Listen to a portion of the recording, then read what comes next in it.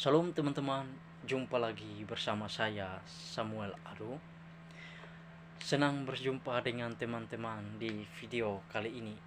Nah, di video kali ini teman-teman, saya akan membahas satu poin pokok penting bagi kita semua, yaitu tips membangun keterampilan dan kemampuan dalam berkomunikasi dengan orang lain. Nah, di sini teman-teman saya membahas beberapa poin, yaitu yang pertama adalah belajar untuk bertanya. Nah, maksud saya di sini teman-teman, belajar untuk bertanya di sini ketika kita bertemu dengan orang baru, kita akan memberikan beberapa pertanyaan kepada orang yang kita temui atau lawan bicara kita. Nah, disitulah kita membangun hubungan yang lebih baik lewat komunikasi kita. Nah, hal yang perlu untuk diperhatikan adalah jangan terlalu banyak mengajukan pertanyaan-pertanyaan juga. Kenapa? Karena ketika kita mengajukan pertanyaan-pertanyaan, semakin orang yang kita akan bicarakan dengan dia akan merasa bosan. Dan dia merasa menginterogasi, kita akan menginterogasi dirinya. Dan orang tersebut merasa tidak nyaman dengan kita. Lalu poin yang berikut, buatlah orang lain merasa istimewa. Nah, semua orang pasti senang berada di sekitar orang-orang yang membuat mereka atau orang lain merasa istimewa. Pasti mereka senang ketika kita membuat orang lain merasa nyaman. Kita selalu membuat mereka mengistimewakan orang. Pasti mereka juga merasa nyaman dengan kita. Nah, mulai itu untuk meningkatkan kecerdasan emosional kita agar bisa membuat orang lain merasa penting saat berhubungan atau berbicara dengan mereka. Nah, saat berkomunikasi dengan orang lain, mulailah dengan senyuman yang tulus, yang baik. Lakukan dengan kontak mata dengan orang lain atau orang baru yang kita temui.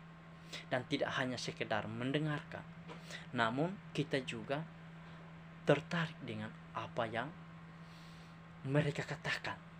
Dan kita juga seakan-akan terlibat dalam percakapan yang kita sedang berkomunikasi. Nah, ingat, sekecil apapun atau sedetail apapun itu dalam percakapan kita, seperti apa lawan bicara atau orang yang kita sedang bicara, kita sukai dan lain sebagainya. Hal detail ini bisa kita gunakan saat melakukan percakapan di lain waktu dengan mereka. Nah, lalu yang berikut adalah sikap dalam berkomunikasi. Bagaimana sikap kita dalam berkomunikasi dengan orang baru?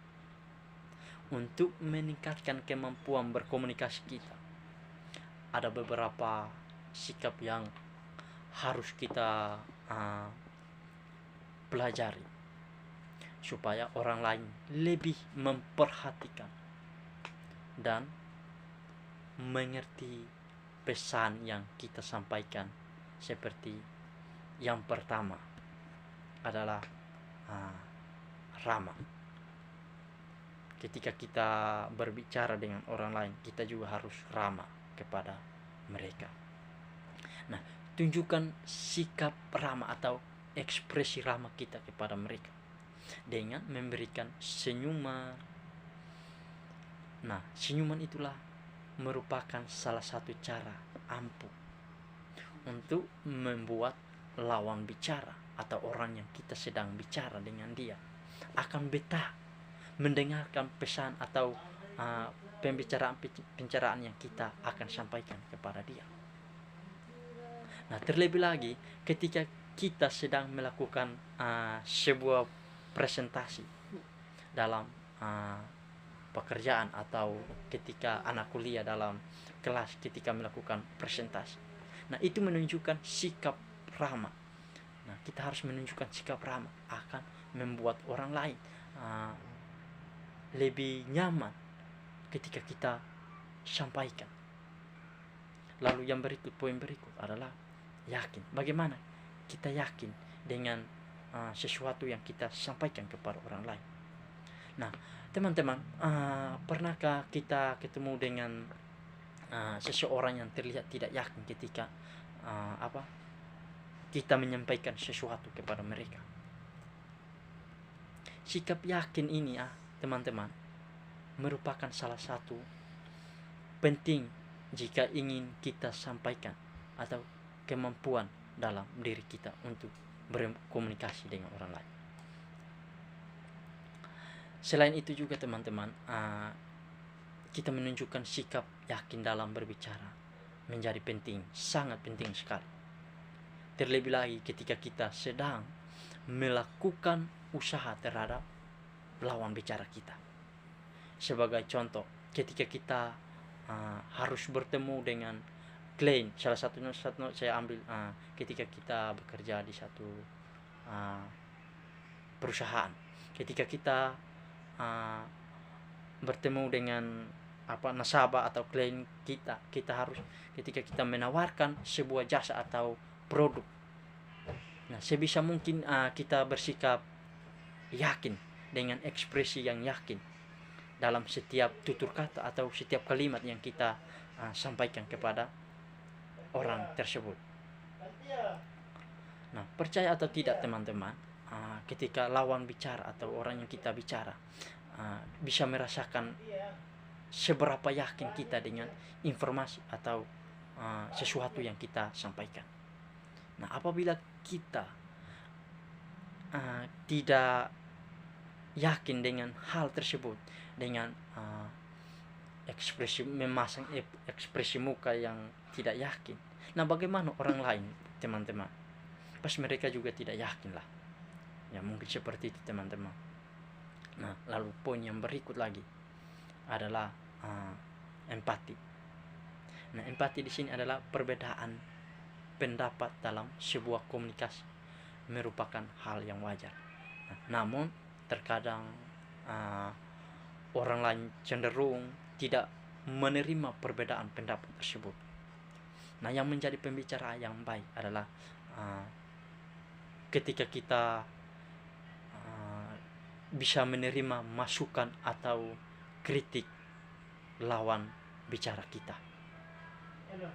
Ketika kita berada dalam sebuah diskusi, meskipun kita tidak setuju dengan ucapan lawan bicara kita, namun kita juga usahakan untuk tidak memotong pembicaraan orang yang sedang kita berkomunikasi dengan dia. Lalu yang berikut teman-teman, poin yang berikut adalah memberikan waktu dan perhatian yang penuh dalam percakapan penting. Nah, komunikasi yang sangat efektif akan membutuhkan waktu dan pesan yang disampaikan dalam kesempatan yang tepat. Ketika hal ini sangat tergantung pada tingkat kepentingan komunikasi yang akan kita lakukan nantikan. Nah, misalnya jika kita ingin berkomunikasi dengan atasan tentang kenaikan gaji, saya ambil contohnya dalam sebuah ketika kita bekerja dalam sebuah usaha atau kita bekerja dengan orang lain, pas kita akan menanyakan gaji kita juga. Maka jangan melakukan hal ini saat sedang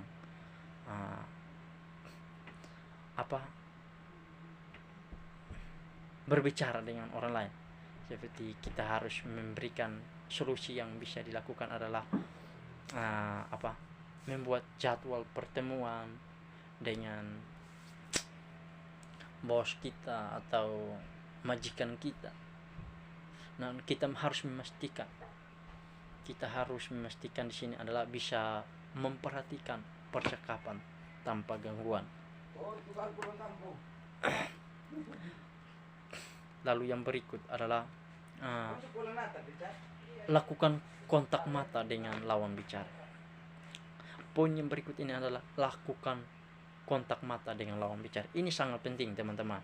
Kenapa saya bilang penting? Karena ketika kita berbicara dengan orang lain, baru kita tidak lakukan kontak mata atau kita tidak memperhatikan orang yang sedang kita bicara dengan dia, pasti juga dia merasa tersinggung, dia merasa bahwa dia tidak dihargai. Nah, dari situlah lawan bicara atau orang yang kita sedang bicara dengan dia tidak merasa nyaman dengan kita, dan dia akan terhindar dari kita. Lalu hal yang pertama yang kita tak pahami adalah akan ada banyak informasi dan emosi yang bisa disampaikan hal dengan menatap mata seseorang. Nah, ketika kita lakukan kontak mata atau menatap mata seseorang ketika orang itu berbicara dengan kita, dengan cara yang bukan dengan cara yang menakutkan, kita menakuti orang tersebut, bukan, tetapi untuk memastikan kita tetap terhubung dengan orang yang sedang bicara dengan kita, teman-teman, selama percakapan atau komunikasi yang kita sedang lakukan. Nah, menatap mata lawan bicara kita ini akan membuat kita terlihat menghormati dan peduli dengan orang yang sedang berbicara dengan kita. Lalu poin yang berikut ialah menggunakan bahasa tubuh yang baik selama kita berbicara. Nah, hal ini sangat bermanfaat untuk mencerminkan kita kepada orang yang sedang kita ajak bicara. Menggunakan bahasa tubuh yang baik selama berbicara. Nah, ketika contohnya saya dari NTT, teman-teman, lalu saya ketemu orang yang baru yang saya belum kenal, kayak orang Makassar di sini ya. Lalu saya menggunakan bahasa daerah saya, pasti mereka tidak mengerti lah. Nah, bagaimana kita saling terhubung, saling menyambung? Nah, kita harus memakai bahasa Indonesia yang baku, ya kan? Nah, ketika saya ambil juga salah satu contoh, ketika kita juga berbicara dengan anak kecil, kita juga harus dengan cara kita menyampaikan atau cara kita berbicara, kita harus menunduk diri dan menjadi lebih rendah, atau bisa juga dengan cara duduk atau berdiri tegak, ya, dengan masing-masing orang yang sedang berbicara dengan orang lain. Ketika kita sedang berbicara dengan orang lain, lalu kita lakukan gerakan tubuh atau gerakan tangan saat sedang kita berbicara, sama kayak sekarang ini saya berbicara, lalu saya menggerakkan tangan ini, saudara-saudara. Jika kita harus menggerakkan tangan saat berbicara, maka perhatikan efek yang bisa ditimbulkan pada orang lain sedang mereka melihat kita. Dan jangan lupa juga perhatikan reaksi lawan bicara kita juga ketika kita sedang berbicara. Lalu poin yang berikut adalah menciptakan kesan yang baik bagi orang lain atau orang yang kita temui. Kesan yang baik yang pertama adalah sangatlah penting sekali, karena biasanya kesan pertama ini akan menentukan hubungan selanjutnya di antara pertemuan pertama.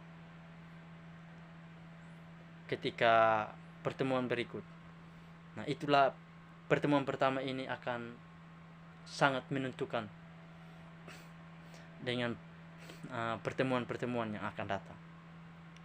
Ketika kita contohnya ketika kita menemukan dengan orang lain, orang baru, ketika kita membuat orang tersebut merasa nyaman, kita merasa saling menyambung, merasa bagaimana, ya enaklah begitu.